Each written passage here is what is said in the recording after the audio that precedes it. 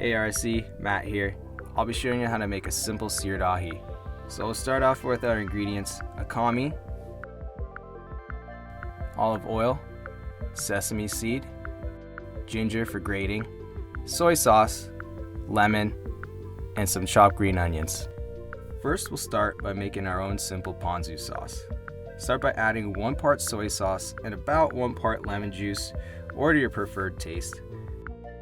Then grate fresh ginger and add to the sauce. Add as you need and make sure to taste. Ginger adds a nice pop and a light heat to the dish.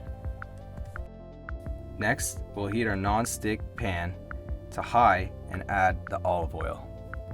While that gets hot, we'll quickly cover the akami in some sesame seeds. Make sure to get a nice even covering on all parts of the fish, except for the ends. After the pan gets very hot, place the akami inside.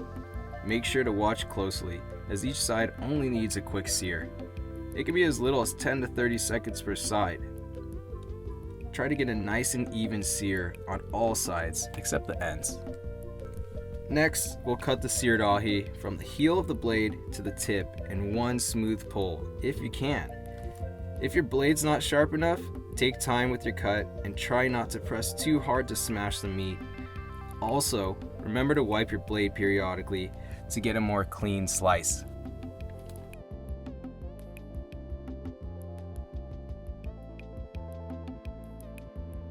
Then add ponzu sauce and finish with a healthy garnish of green onion.